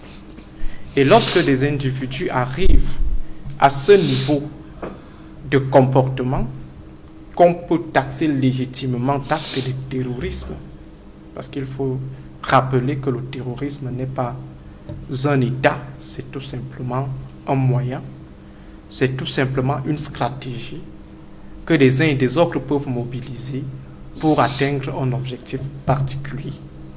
Je peux utiliser le terrorisme pour revendiquer de l'eau dans mon quartier, je peux utiliser le terrorisme pour revendiquer un droit, contrairement à ceux qui pensent que le terrorisme doit être voué à la diabolisation. Ils oublient que même des États utilisent des moyens terroristes. Donc il n'y a pas en fait de groupe terroriste, il y a tout simplement des moyens terroristes. Alors, le niveau de radicalisation aujourd'hui au Cameroun amène des citoyens à se livrer à ces actes. Celui-là a été peut-être le plus courageux, mais il faut reconnaître que beaucoup sont aujourd'hui dans cette situation. Il manque tout simplement de courage pour passer à l'acte. Et contrairement à ce qu'on a toujours pensé, en parlant toujours du terrorisme ou des actes terroristes, il n'existe pas de violence aveugle, sauf dans le cas de l'endoctrinement des naïfs, parce que lorsqu'on pose un acte, il est généralement rationnel, même si on peut interroger la pertinence de la rationalité de l'acte. Lorsqu'un djihadiste met la bombe dans son ventre pour aller se faire exploser dans un marché, il a un objectif bien précis qu'il recherche. On peut interroger, j'insiste sur cela, on peut interroger la pertinence et la légitimité de la motivation. Mais toujours est-il qu'il a une motivation. Est-ce que vous êtes en train de faire l'apologie là au terrorisme? Il faut maintenant, vous savez, lorsqu'on veut résoudre un problème, on commence d'abord par le reconnaître, le facto-méthodologisme. Reconnaître le fait et trouver la méthode. Maintenant, si vous ne reconnaissez pas le fait, vous n'allez jamais trouver la méthode. C'est-à-dire que si vous voulez résoudre, par exemple, la question du djihadisme, il faut d'abord reconnaître le fait djihadiste, il faut reconnaître la motivation réelle. Or, si vous partez des motivations qui sont non fondées ou alors fabriquées, vous n'aurez jamais la bonne solution. Il faut savoir pourquoi est-ce qu'il a mis la bombe dans son ventre. Il faut maîtriser ces niveaux d'endoctrinement. Quel est son rapport, par exemple, avec Allah? Quel est son rapport avec son maître coranique? Quel est son rapport avec le leader qui dirige la secte, si on est dans le cadre de la secte islamiste. Donc il faut interroger cela. C'est pourquoi il y a des chrysologues qui pensent tout cela et proposent des posologies à l'homme politique pour qu'il puisse apporter des solutions. La même chose avec la crise anglophone. Vous savez, si vous ne reconnaissez pas le fait, vous savez aussi, qui est à l'origine de cette crise, vous n'aurez jamais. Vous savez aussi que bien que vous définissez le terrorisme comme une forme de participation politique, c'est une forme qui est interdite. Je n'ai pas parlé de forme de participation. J'ai dit ceci, ce sont des moyens, j'ai dit tout simplement. Et quand c'est interdit, on ne peut pas en faire publiquement l'apologie. Joseph René, je vous en prie, permettez qu'il aille jusqu'au bout.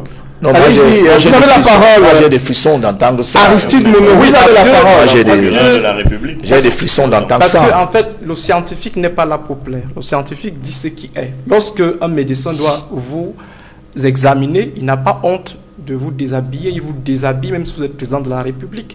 Il vous touche les parties les plus intimes si ces parties sont exposées à la menace. Donc il n'a pas à s'entourer ou de s'encombrer d'un certain nombre d'éthiques. Parce qu'il doit vous sauver, il doit utiliser votre corps, explorer votre corps de manière cynique.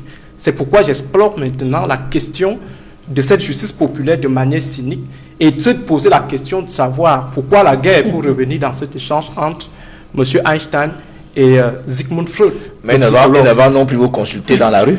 Je vous en prie, permettez qu'on aille jusqu'au comprenne. C'est pas son point de vue. Non, là, ça doit être... Allez, revenons sur... Là, ça doit être dynamique.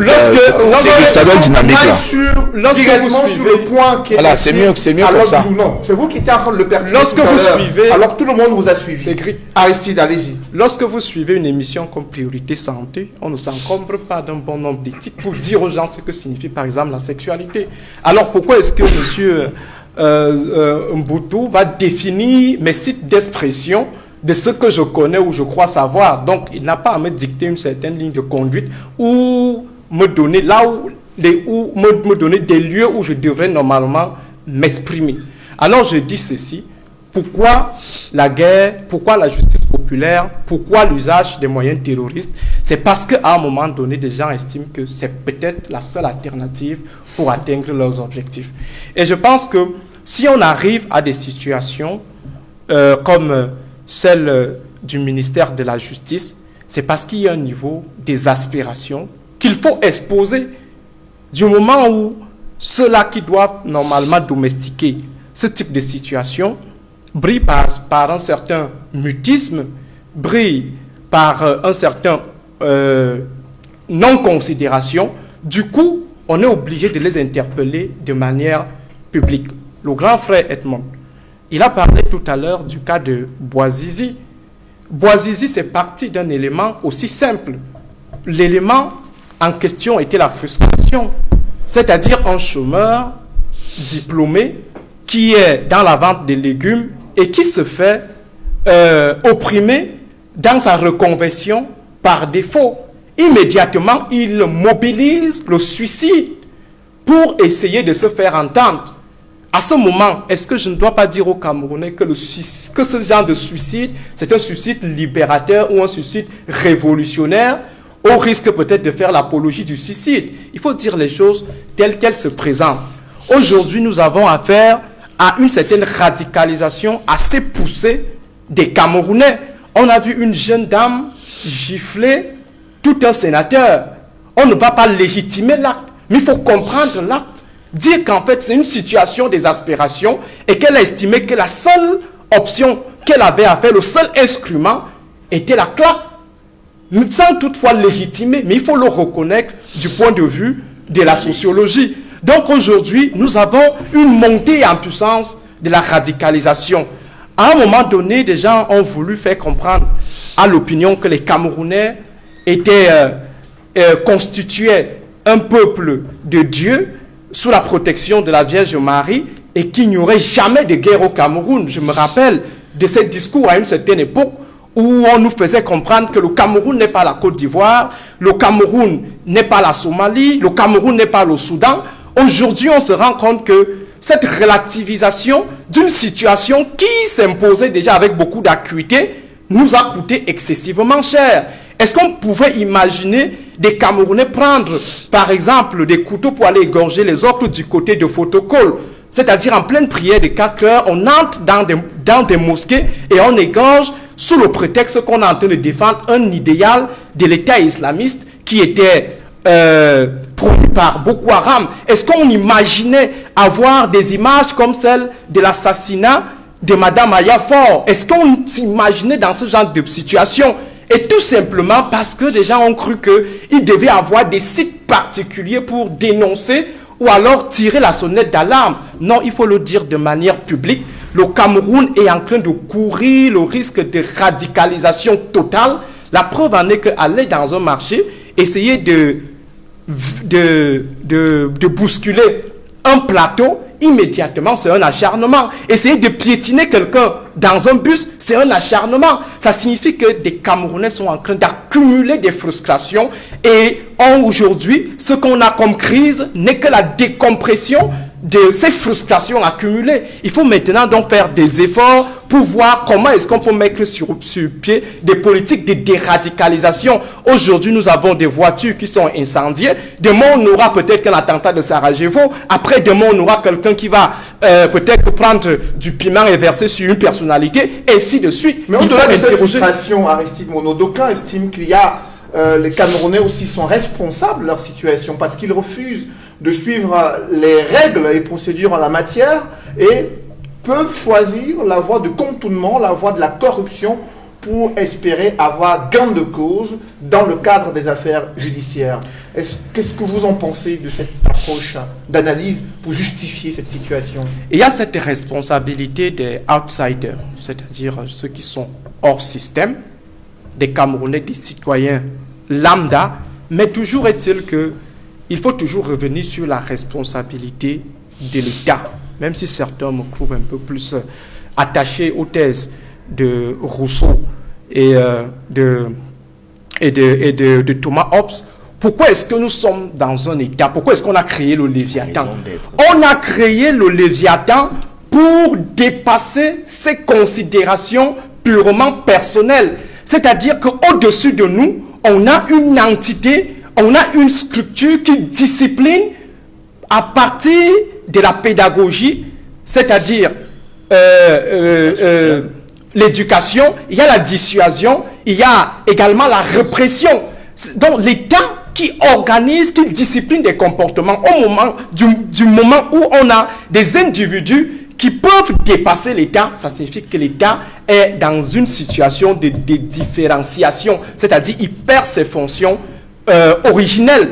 Donc si on se retrouve avec des situations de justice populaire, c'est que l'État qui est responsable, garant de la justice, qui doit discipliner les uns et les autres à respecter, cet État est dans une situation de différenciation, c'est-à-dire de perte de fonctionnement de ses organes.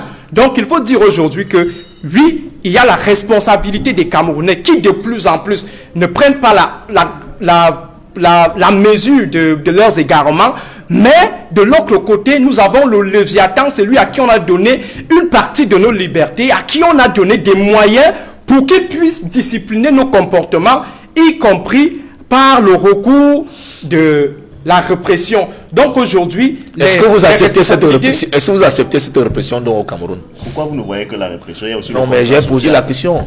Permettez, messieurs, qu'on puisse évoluer. Il y a je ne peux pas vous les poser en retour. Ces frustrations observées dans les couloirs de la justice ont également été visibles durant les élections au Cameroun, Edmond Kamgia. Et dans cette perspective de prochaine échéance électorale, il y a ce front de l'opposition qui se forme avec 3 anciens candidats à l'élection présidentielle, des leaders politiques de l'UDC, de l'UMS et du MP également. On a vu Cabral Libi, Joshua aussi, Maurice Kamto, l'honorable, celle qui est devenue maire de Fumban aujourd'hui, l'honorable Patricia Thomas Nondamjoya, et d'autres leaders également présents pour annoncer la mise sur pied d'un secrétariat technique pour analyser une réforme consensuelle du code électoral. Comment appréciez-vous cette mobilisation des leaders de l'opposition sur cette question précise? Je pense que c'est une très bonne initiative. Nous l'attendions depuis très longtemps. on se demande pourquoi c'est seulement maintenant que des leaders de l'opposition trouvent la nécessité de se réunir sur un thème mobilisateur comme la réforme du système électoral, comme la réforme du code électoral et tous les autres éléments qui rentrent dans le système électoral. J'ai dit c'est une très bonne initiative. Maintenant, il faudrait s'assurer que tous les acteurs qui se sont retrouvés donc à Yaoundé dans ce cadre-là sont des acteurs déterminés, engagés et sincères. Parce que dans le passé, il y a eu d'autres initiatives du même genre ou concernant d'autres questions, où des acteurs politiques de l'opposition se sont retrouvés, mais certains parmi eux se sont comportés comme, je dirais clairement, comme les gens peuvent l'accepter au quartier, comme des traîtres. C'est-à-dire que vous vous retrouvez, vous faites un communiqué, vous prenez des décisions, mais avant que cela ne soit rendu public, certains membres ont déjà appelé au niveau des instances du RDPC ou du pouvoir pour informer de ce qu'ils sont en train de tenir une réunion stratégique sur telle ou telle question. Et dans le cas d'espèce, c'est la réforme du système électoral. Je l'espère que tous les acteurs sont sincères, sont déterminés. Ils partagent la volonté commune, comme je l'ai lu sur le communiqué, de parvenir à des élections sincères, crédibles et transparentes.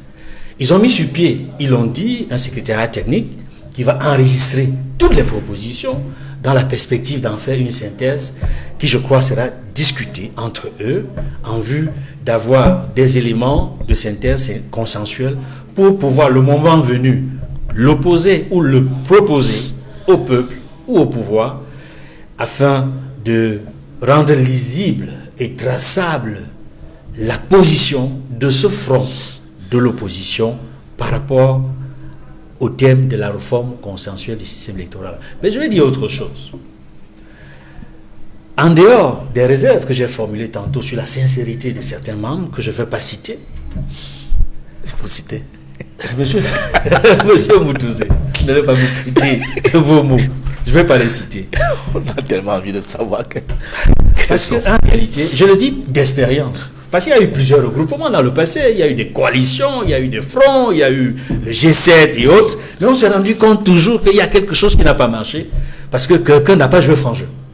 Donc, en dehors de cette réserve que je vais formuler, j'espère qu'en cours de route, certains acteurs ne vont pas se dépiner, ou alors renoncer aux engagements qu'ils ont pris sous des prétextes fallacieux.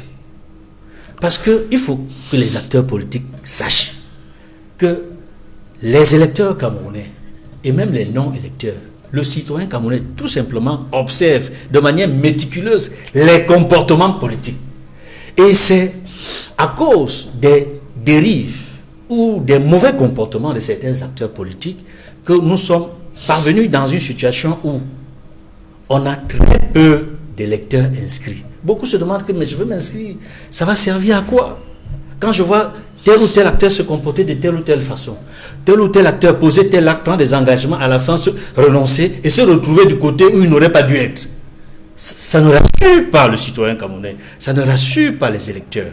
Donc, je dis c'est une très bonne initiative. Maintenant, encourageons-les, mais il faudrait qu'ils associent, et ça c'est fondamental, les associations de la société civile qui sont partenaires du même processus électoral. Parce qu'il y a plusieurs associations, des ONG, qui estiment, qui partagent la philosophie, la volonté de la réforme consensuelle du système électoral. Et je dirais même plus, il y a eu des propositions de projets alternatifs de code électoral qui existent sur la base des synthèses des propositions formulées dans le passé par l'ensemble des formations politiques, par les associations de la société civile. Il faudrait que ces documents-là soient ramenés peut-être dans le secrétariat technique et qu'il y ait une mise à jour par rapport à ces propositions qui existent déjà afin d'avancer. Alors justement, Maître Roland Diouf, votre leader politique a participé à cette rencontre avec d'autres présidents nationaux de formation politique engagés dans cette perspective d'élaboration d'un code électoral consensuel. concrètement, quels sont les objectifs et les stratégies mises en place? Donc, à la question des objectifs, je ne vais pas aller plus vite que la musique. Ces objectifs sont contenus dans le communiqué conjoint qui a été publié à l'attention de l'opinion publique nationale. Il s'agit de mettre sur pied, comme cela a été indiqué dans le communiqué, un organe technique qui est appelé secrétariat technique, qui est chargé de recueillir les propositions en vue de produire 2 documents qui vont être soumis le moment venu à l'attention de l'opinion publique encore une fois. C'est soit un code alternatif, soit un code révisé. De toutes les manières, il est question de travailler pour rendre concret l'idée d'un code électoral ou d'un système électoral réformé et consensuel. Il vous souviendra que, en ce qui concerne notre formation politique, le président élu, le professeur Maurice Kamto, avait lancé l'appel du 1er mars. Donc, en ce qui concerne notre formation politique, nous sommes constants dans cette logique qui consiste, avec les âmes et les acteurs de bonne volonté, à aboutir à une réforme consensuelle de notre système électoral. Et donc, la participation du professeur Maurice Kamto à cette initiative participe précisément de cette cohérence-là. Nous sommes, depuis beaucoup de temps déjà, engagés résolument à ce que notre scène politique puisse refléter les standards que nous méritons en tant que peuple. D'ailleurs, au regard de beaucoup d'instruments que nous avons ratifiés et que nous tardons encore à traduire concrètement dans notre vie politique, j'aimerais parler notamment de la Charte africaine de la démocratie, des élections et de la gouvernance qui font de la transparence électorale un élément fondamental de la vie de nos nations et renvoie d'ailleurs le respect de la légalité électorale dans le contexte finalement de la stabilité et même pour aller plus loin de ce que la charte appelle les changements anticonstitutionnels de gouvernement quand vous lisez les articles 23 alinéas 4 et 5. Donc nous sommes cohérents dans cette logique-là et comme l'a rappelé M. Kamgia tout à l'heure, nous pouvons au moins en ce qui concerne notre formation politique attester de ce que nous sommes résolument et depuis longtemps engagés dans ce processus et dont notre participation n'y fera pas défaut. Parce que c'est un combat qui a conduit plein de camarades en prison, il faut le rappeler, il faut toujours le rappeler. Plusieurs de nos camarades sont en prison aujourd'hui pour avoir dénoncé le système électoral qui est de nature tel qu'il fonctionne à encourager, à rendre possible des changements anticonstitutionnels de gouvernement, pour reprendre la terminologie de la CADEC, que nous avons appelé les hold-up électoraux. Celui de 2018 n'était pas le premier du reste. Le SDF a connu un hold-up électoral dans les années 92 et la particularité des crises que génèrent les systèmes électoraux imparfaits, c'est les crises post-électorales qui s'ajoutent aux autres crises que notre pays traverse déjà. Le bateau Cameroun ne fait que prendre de l'eau. Donc si on peut réduire les poches de conflits, cela vaut mieux. Je me permets de faire un lien entre la question électorale et la question que nous avons abordée juste avant, c'est-à-dire celle de la justice. Pour revenir sur l'idée de perception, de la même manière que la justice se doit de refléter à l'opinion l'idée qu'elle est effectivement juste, pour encourager effectivement ceux-ci à lui faire confiance dans le cadre de ce que le docteur Monod a brillamment indiqué tout à l'heure, c'est-à-dire dans le cadre d'un contrat social, la même chose doit être espérée du système électoral et peut-être même plus encore du système électoral parce qu'il s'agit là du mécanisme par lequel est dévolu l'exercice du pouvoir. Si on accepte, comme le souhaite souvent, l'a souhaité tout à l'heure M. Mboutouzi, si on accepte l'autorité, c'est-à-dire la contrainte légitime, pour utiliser un terme plus consacré, c'est précisément parce qu'on est d'accord sur le contrat social d'une part, et qu'on est d'accord sur les acteurs ou la légitimité des acteurs qui exercent la contrainte légitime. Lorsque c'est biaisé, le citoyen, et c'est tout à fait naturel puisqu'il est un animal social et politique et pas simplement un animal, il est en droit de se poser la question, pourquoi est-ce que je dois accepter la répression de quelqu'un qui n'est pas légitime? Donc pour que la contrainte légitime puisse s'imposer à la justice populaire, il faut que l'exercice de la contrainte légitime s'entoure le plus possible de la légitimité. Et c'est pour ça que les mécanismes, les leviers de la légitimité, que sont notamment l'élection, je rappelle que c'est pour ça que nous parlons de code ou de système électoral consensuel. Il n'est pas question d'un code électoral de la majorité.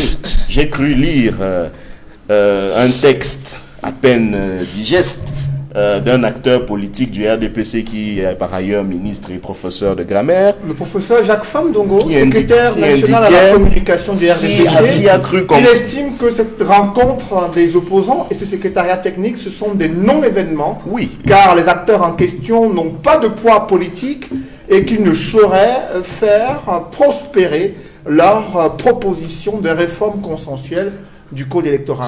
Que répondez-vous? Cela participe de la dédifférenciation dont a parlé le docteur Monod tout à l'heure.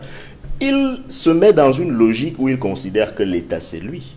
Et précisément, quand on en arrive dans une société à considérer que les institutions se suffisent à elles-mêmes, c'est logique que ces institutions, finalement, se perçoivent par les citoyens comme déconnectées, dédifférenciées d'elles ou d'eux, des citoyens, de sorte qu'il ne parle finalement que pour lui-même. L'absence de connexion qui est souvent le fait d'un véritable contrat social fait que, en fait, ce cadre du RDP se fait la logomachie, c'est-à-dire qu'il parle beaucoup, mais en fait, il ne dit absolument rien. On est dans un contexte où il faut absolument que le corps social, je parle du corps social, se mette d'accord sur l'État. Tout simplement. C'est-à-dire, à quoi est-ce que l'État nous sert? Parce qu'on est de plus en plus enclin dans ce pays à se poser la question de savoir à quoi sert l'État. Si on est dans un État, si on délègue à une superstructure une partie de nos ressources, une partie de nos libertés et une partie de l'autorité, c'est pour que ce État en fasse quoi? Si, par exemple, les citoyens sont obligés de se débrouiller eux-mêmes, par exemple, pour faire face à la Covid-19, à travers notamment des initiatives citoyennes comme Survie Cameroun. À quoi nous sert l'État dans ce contexte-là? Quelle est la raison d'être de l'État? À quoi sert l'État si finalement la société peut se détricoter sous nos yeux et que pendant ce temps, des institutionnels, entre guillemets, nous expliquent que si les citoyens se parlent entre eux, c'est un non-événement. Qu'est-ce qui est donc un événement finalement pour cet État? Qu'est-ce qui peut être considéré comme un événement aux yeux de ces messieurs et dames qui sont supposés avoir reçu de ceux dont ils disent que leurs discussions ne sont que des non-événements mandats? Que vaut finalement ce mandat? Parce que le lien entre l'État et la société, pour éviter la dédifférenciation du docteur Monod, c'est la théorie du mandat et du mandat politique. C'est dans ce mandat politique qu'on tire sa légitimité. Et quand on a mal négocié ce mandat, ce contrat de mandat, notamment à travers des élections mal organisées, notamment à travers un rendu de la justice discutable, on ne peut que constater par la suite que la société perd la confiance qu'elle a en les institutions. Et les gens vous diront qu'ils ne voient pas à quoi ça leur sert d'aller en justice, comme ils vous diront qu'ils ne voient pas à quoi ça leur sert de s'inscrire sur les listes électorales. Je tenais à faire ce lien pour que nous voyions bien que nous sommes obligés de reconnaître à un moment donné dans ce pays qu'il faut s'arrêter et discuter dans le cadre le plus inclusif possible de notre société et de ses fonctions au service, parce que la seule raison pertinente d'un État, c'est le service précisément du citoyen. Autrement, l'État se sert lui-même et dans ce cas de figure, il ne sert pas la population, il est un monstre. Et pour reconstruire cette confiance des Camerounais au processus électoral, ces leaders politiques de l'opposition estiment qu'il faut revoir de manière consensuelle le système électoral et le code électoral avant les prochaines échéances au Cameroun. Joseph René, que pensez-vous de cette initiative des partis politiques de l'opposition, la mise en place d'un secrétariat technique pour recueillir toutes les propositions émanant des citoyens camerounais sur la question, l'épineuse question du code électoral? Oui, Cédric, je voulais dire que moi je n'ai peut pas apporter un jugement quelconque face à une décision des partis politiques qui, dans leur exercice de leur travail de parti politique, émettent des stratégies et autres pour pouvoir fonctionner. Voilà.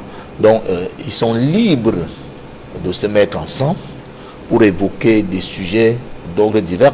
Mais on voit que cette liberté a failli être entravée durant la conférence de presse qui s'est tenue au siège de l'Union démocratique du Cameroun à Yaoundé, avec la présence des forces de l'ordre et autorités administratives qui finalement se sont résolues à les laisser poursuivre leur conférence. Bon, voilà. Toujours cette attitude. Non, c'est finalement la fin, ta chute qui m'intéresse. On les a laissés poursuivre. Parce que nous revenons toujours sur les mêmes problèmes de poser des préalables à toute forme de réunion ou d'organisation d'un événement politique. Bon, vous-même vous dites qu'on les a laissés. Bon, arrêtons-nous à ce niveau, sinon on va aller dans des polémiques inutiles puisqu'ils ont tenu leur réunion et les résolutions sont rendues publiques. Et c'est pour ça que nous en parlons aujourd'hui là. Bon, voilà, moi je disais que leur... Mais la simple présence d'une autorité administrative au siège d'un parti politique qui a le droit d'organiser des réunions en son sein, est-ce que cette présence visant à dissuader l'organisation de cette conférence de presse n'illustre pas d'une inquiétude du pouvoir de Yaoundé face à cette mobilisation de l'opposition? Non, honnêtement, Cédric, moi je n'étais pas là-bas. Je ne connais ni les tenants ni les aboutissants. Ce qui m'intéresse, là maintenant, c'est de savoir qu'ils ont tenu leur réunion et nous avions les résolutions. Mais maintenant, les micmacs et les zigzags qu'il y a eu avant, moi je n'y étais pas, je ne suis pas informé. J'analyse le problème posé par cette réunion, qui est celui d'essayer d'obtenir un code électoral consensuel. Je voudrais qu'on s'attarde plus sur ça que sur les événements post-communiqués. Bon, voilà. Et lorsque je leur ai dit, j'ai dit, ces partis politiques sont libres de projeter la révision d'un code électoral, c'est de leur liberté. Mais maintenant, en rapport maintenant, d'abord avec le RDPC qui est mon parti, et en rapport avec le gouvernement camerounais, qui est un gouvernement qui est dirigé par le RDPC, étant entendu que c'est le RDPC qui contrôle à la fois le Parlement aujourd'hui et l'ensemble du gouvernement, parce que c'est un pouvoir RDPC actuellement. C'est ça qui est intéressant. Vous savez, on dit souvent qu'il y a plusieurs façons de perdre le temps. Soit on ne fait rien du tout, soit on fait mal, ou alors on fait à contre-temps. Bon, voilà. Je pense que ces questions sont des questions pour le RDPC et pour le gouvernement, qui sont des questions qui sont posées à contre-temps. Parce que nous sortons en 2020 d'une élection législative et municipale, en 2018 d'une élection présidentielle. Le peuple camerounais a voté le président de la République pour un septennat, 7 ans. Nous sommes simplement rendus à la 3e année. Et durant ce septennat, le peuple l'a voté, pas pour les beaux yeux du président Biya, mais pour le programme politique qui a été proposé par le président de la République. Mais d'où sort-il que pendant que nous sommes en train de mettre en œuvre ce programme politique, que nous parle des élections qui interviendront dans 4 ans minimalement. Voilà. Donc vraiment, si on commence à s'interroger, je voudrais dire qu'à s'arrêter sur ces questions-là, j'ai peur que nous soyons en train de faire à contre-temps pour le moment. Maintenant. Mais vous êtes sans ignorer que durant ces élections, il y a eu des contestations. Durant les contentieux électoraux, il est ressorti, vous avez parlé de l'élection présidentielle de 2018, élections législatives et municipales, l'année qui a quelques années plus tard. On a vu, durant les contentieux électoraux, pour ne rester que sur ces points-là, de nombreux points d'ombre dans le code électoral, dans le système électoral, qui ont été dénoncés par les partis et les acteurs politiques qui ont pris part à ces différentes élections. Il y a eu des recommandations à l'endroit du gouvernement pour réformer ce code électoral afin de réduire les risques de violence post-électorale.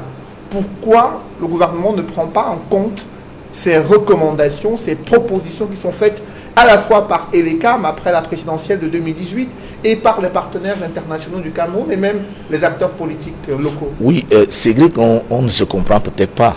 Je n'ai pas dit que la question de révision du code électoral est inutile.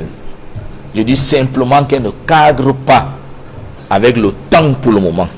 Parce que les prochaines élections, c'est dans 4 ans minimalement. Vous comprenez? Je n'ai pas dit que ce n'est pas un problème majeur. Ça reste un problème majeur, mais qui ne cadre pas avec le temps.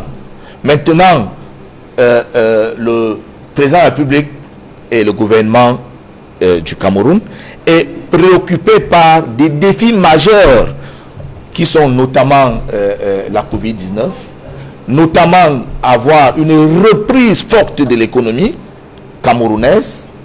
Voilà, c'est des problèmes majeurs parce que le rôle de l'État, c'est de donner le bien-être aux citoyens. Et avec la Covid, avec la récession économique, ce bien-être est menacé. Et le gouvernement de la République doit davantage, pour le moment, se pencher sur ces questions qui sont, pour ma part, primordiales aujourd'hui. Parce que commencer à parler d'élection alors que la prochaine élection, c'est éventuellement en 2025, je vois que nous sommes en train de vouloir faire les choses à contre-temps. Mais maintenant, comme nous avions une opposition oisive qui n'a rien à faire, elle est préoccupée les 4 ans là à parler des questions électorales, mais ils ne sont pas obligés d'entraîner le gouvernement là-dedans. Et ils n'ont pratiquement rien à faire. Qu'ils s'occupent de temps à le faire. Mais en occupant le temps pour le faire maintenant, il faut qu'ils, à chaque fois qu'ils résolvent les problématiques de rapport de force. Comment ils comptent le faire pour imposer cet agenda au gouvernement qui a mieux à faire aujourd'hui là? Ils ont quels moyens de rapport de force? Quand vous estimez que le professeur Jacques Famdongo, vous parle beaucoup, mais n'a rien dit, c'est ces problématiques qu'il pose.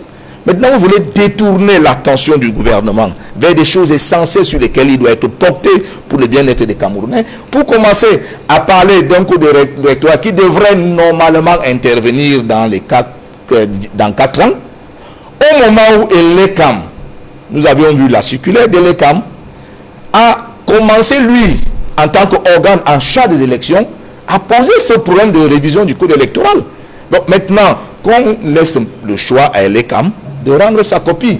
Et maintenant, si au terme des propositions que l'ELECAM va faire, les partis politiques ne sont pas satisfaits, ce n'est qu'à ce moment-là qu'ils peuvent se réunir pour voir comment améliorer ça. Dans la mesure où ils sont dans un rapport de force qui ne leur est pas favorable. Quand un parti comme le MSC se joint à cette initiative qui n'a aucun élu, comment ils comptent par exemple procéder? Ils vont faire comment? Ils vont rédiger un code ils vont l'imposer de quelle manière? Ils vont faire comme d'habitude, essayer de procéder à de l'insurrection et tout ça pour pouvoir renverser le régime institué pour à la fin venir imposer ce code. Donc le rapport de force leur est totalement défavorable, mais tous les Camerounais veulent vraiment que, étant donné que ce code est contesté, veulent vraiment que les prochaines élections de 2025 et plus soient sûrement avec un code qui aura été toiletté, qui pourra minimalement donc faire le consensus global. Mais je dis pour le RDPC qui aujourd'hui est occupé à évaluer son potentiel. Moi je sors d'une mission du sommet politique RDPC et c'est ce sommet politique qui permet d'évaluer le réel potentiel d'un parti politique. Je voudrais à titre d'exemple vous dire que pour avoir un comité de base, il faut minimalement avoir 20 membres, minimalement, avoir 20 adhérents. Et lorsque nous savons que il y a des centaines de milliers de comités de base au Cameroun, vous pouvez vous imaginer, ne serait-ce qu'à travers cet indicateur, qu'il y a des millions de Camerounais qui croient à un idéal porté par le RDPC, un idéal porté par le président de la République. Ça, bien compris, Joseph René. Alors, la question, je vous l'adresse, Aristide Mono, le rapport de force entre ces leaders politiques de l'opposition et le pouvoir sur la question de la révision consensuelle du système électoral. Comment y parvenir? Déjà, il faut rappeler à M. que ce n'est pas l'opposition qui introduit cela dans l'agenda politique national, c'est l'ECAM qui introduit cela. Alors si c'est inopportun, on dira tout simplement que la décision de l'ECAM est inopportune. Donc il faut que nous soyons un peu cohérents. Et il faut rappeler que si l'opposition se décide de rentrer dans le jeu, c'est parce qu'il y a des signaux qui ont été envoyés par l'ECAM. Là, je ne refuse pas. Hein. Et maintenant, il faut, pour ce qui est du rapport de force en politique, il faut dire que la politique ne se joue pas seulement dans des arènes institutionnelles. Il y a des rapports de force extra-parlementaires qui s'imposent, même dans des grandes démocraties. Tout ne se joue pas au niveau des congrès ou alors des parlements. Et on sait bel et bien que la plupart des réformes au Cameroun, depuis 1990, sont des réformes boostées à partir des actions extra-parlementaires, c'est-à-dire hors de l'hémicycle de Ngouaïkele. Et aujourd'hui, personne ne peut présumer que cela n'aboutira absolument à rien, étant donné que jusque-là, les petites réformes obtenues par l'opposition, ce sont des initiatives qui ont été menées, produites à partir des sites non parlementaires. Donc l'élément ou alors l'argument de la non-représentativité du MRC au Parlement est ma foi non avenu, donc c'est mal posé au regard de ce que je venais de dire, et surtout que notre Parlement ne constitue pas le site d'expression de rapports de force politique. Depuis 1990, la preuve en est qu'aucune proposition de loi, en dehors peut-être des initiatives qui portent sur le statut même du député, la revendication des indemnités et autres, il n'y a eu vraiment aucune proposition de loi venant de ce Parlement. Donc il est incongru de dire aujourd'hui que le Parlement constitue le site d'expression du rapport de force politique. Le rapport se produit ailleurs et le Parlement n'a qu'une seule chose à faire, c'est d'enregistrer ce qui aura été retenu par le gouvernement au terme de ce rapport de force. Maintenant, pour ce qui est de la sincérité des acteurs, je pense que la chance que nous aboutissions à un certain consensus est un peu élevée, la chance est un peu plus élevée parce qu'ici, il ne se pose pas vraiment une question de leadership parce qu'il n'y a rien à discuter sur ce plan, concrètement à ce qu'on a observé dans le choix des candidats uniques de l'opposition. Ici, il n'y a pas vraiment enjeu sur le choix d'un candidat unique. Nous parlons tout simplement, nous sommes dans une logique purement de coalition, de cause, qui interpelle une coalition d'action. Et la coalition de cause, là, et la cause en question, cette cause-là est partagée pratiquement par tous les acteurs. Et ils ont intérêt, sauf ceux qui sont de mauvaise foi ou alors qui sont dans des logiques de chauve-souris. Et aujourd'hui, on se pose bien la question de savoir pourquoi est-ce que le RDPC a peur de la petite opposition. Pourquoi un présumé Francis Ngannou aurait peur des propositions d'un Oga Lopititi sur les règles consensuelles par rapport à un combat en vue? Donc il faut se poser ces questions. Pourquoi est-ce que le RDPC a peur? Si vous êtes... Vous voyez la peur où?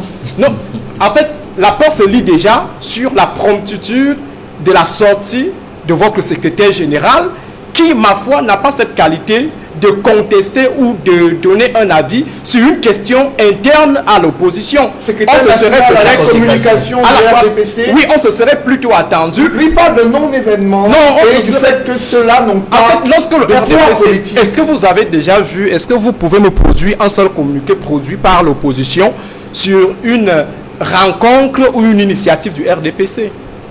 Est-ce que vous avez déjà lu un communiqué, peut-être du SDF, au terme... en train de faire un sommier politique, ça nous sommes partisans d'un jeu politique conventionnellement tendu, excitant, comme on voit des classiques ailleurs. Il faut donc que le RDPC et le gouvernement acceptent, s'ils revendiquent ce statut de présumé Ngannou, qu'ils acceptent donc les propositions de Oga Lopititi, étant donné que cela va s'imposer à tous. Alors après vous, Edmond Kangia, pour terminer cette émission, lorsqu'il y a cette sortie du secrétaire national à la communication du RDPC, estimant que c'est un non-événement et que le rapport de force ne permettrait pas à ces leaders politiques dont le poids, dit-il, est très peu favorable à une possibilité d'introduction de cette révision consensuelle du système électoral dans l'agenda prioritaire du gouvernement? Comment appréciez-vous cela? Est-ce que c'est vraiment de la peur, comme l'a indiqué Aristide Monod? La peur. Il faut y voir d'abord une technique, une manœuvre de distraction et de diversion, mais aussi une technique de découragement à l'endroit des acteurs politiques qui ont pris cette initiative. Il faut y voir également la peur par rapport au contexte politique présent. Et je vais l'expliquer. Et je vais m'expliquer pourquoi. Il est urgent de réformer le système électoral maintenant, pas dans 5 ans. C'est pas, on n'attend pas les élections dans 4 ans, en 2025, pour réformer le système électoral. Il y a plusieurs arguments qui militent en faveur de ce nettoyage du système électoral. Le Cameroun a des partenaires qui sont des pays amis, y compris des partenaires techniques multilatéraux, qui n'ont pas changé de position. Là, je vais citer un point important d'une résolution prise en 2019 par le Parlement européen, qui demande au gouvernement camerounais. Edmond l'internationaliste. Je vous en prie. Il prend tous les exemples. Je suis dans les faits. J'ai dit que la résolution du Parlement européen de 2019 n'a pas changé. En quoi ça concerne le Cameroun? Les pays partenaires du Parlement européen. Je cite une disposition du Parlement européen qui n'a pas changé. J'ai dit que les acteurs européens maintiennent cette position. C'est le problème maintenant. Vous ne m'avez pas permis de rappeler ce point. C'est vraiment le problème. Je n'interviens pas, monsieur. Edmond a la parole. Vous faites aussi de la distraction. Qu'il essaie de nous ramener au Cameroun. Chaque fois, permettez qu'il développe son point de vue comme vous l'avez fait tout à l'heure, je vous en prie. Edmond, allez-y. Je rappelle ce point précis qui n'a pas changé dans la résolution du Parlement européen.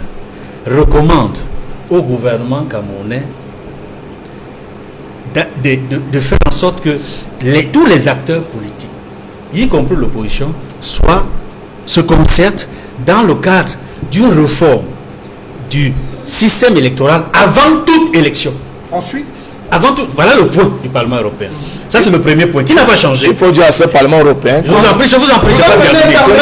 jusqu'au bout. Le deuxième point, c'est que il n'y aura pas forcément ou définitivement les élections seulement ou de manière définitive en 2025. On peut le faire avant. Vous savez pourquoi? Je prends une disposition de la Constitution. Une seule. Celle qui dit que en cas de démission, de décès ou d'empêchement du président de la République, une élection présidentielle peut être organisée. Il n'y aura ni décès ni démission. Permettez. Et on dit même que l'émission est finie. Mais permettez. Je vous en prie, Joseph René, respectez son point de vue. L'intérim de la présidence est assuré par le président du Sénat, dont le mandat est d'organiser les élections. Il y a 120 jours au maximum. Il n'y aura pas de décès, il n'y aura pas de démission. Alors vous êtes Dieu. Il n'y aura pas. Je suis dans une hypothèse. Et si dans cette hypothèse, elle est avérée, parce qu'il y a 3 raisons possibles. Les élections peuvent être organisées avant 2025. C'est un seul exemple. Le président Pobia va vivre jusqu'en 2025 et il ne va pas démissionner. Personne n'a voulu et n'a prédit sa mort. Personne n'a prédit sa mort. Joseph René, oui, Edmond, vous terminez sur l'autre point? Oui. C'est pour dire que aujourd'hui, vu le contexte sociopolitique très tendu, l'urgence est davantage à la concertation de forces politiques. C'est recommandé par les pays amis du Cameroun, c'est recommandé par la communauté nationale, y compris internationale, pour que le Cameroun ne soit pas dans une autre crise, c'est-à-dire en dehors des guerres que nous connaissons, en dehors des crises que nous connaissons, que les crises post-électorales qui existent déjà, pour que ces crises qui ne se perpétuent plus, il faudrait que cette réforme du système électoral pose les bases d'une succession claire. C'est-à-dire, parce que nous sommes, il faut le dire, dans un contexte de guerre de succession. Et si cette succession se passe très mal, c'est-à-dire qu'ils ne tiennent pas compte d'un système électoral crédible, transparent et clair, qui permette à chacun, que ce soit du RDPC ou d'un parti de l'opposition, de remporter les élections nous allons rentrer dans un cycle de guerre. Cette fois-ci, ce sera la politique qui aura conduit à la guerre. Merci pour cette précision. Mesdames, messieurs, c'est la fin de cette émission. Merci à vous, Joseph René Mboutouzé et Edmond Kamgia, d'avoir participé à ce débat. Je vous remercie également, messieurs, Roland Diou et Aristide Monod, d'avoir contribué à ces échanges. Mesdames, messieurs, merci de rester sur Equinox Télévision.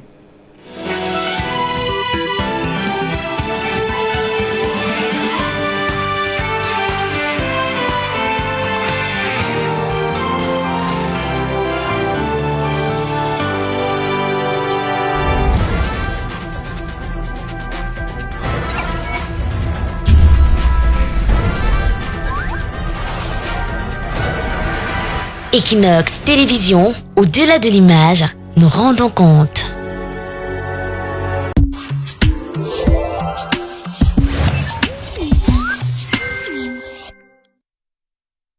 Depuis 16 ans, nous avons mis du cœur et toute notre expertise pour sélectionner la meilleure semoule de qualité premium et hors pair, 100% blé dur. Pour satisfaire vos appétits d'or, découvrez la Pasta Gold, le fruit de 16 années d'expertise avérée. La pasta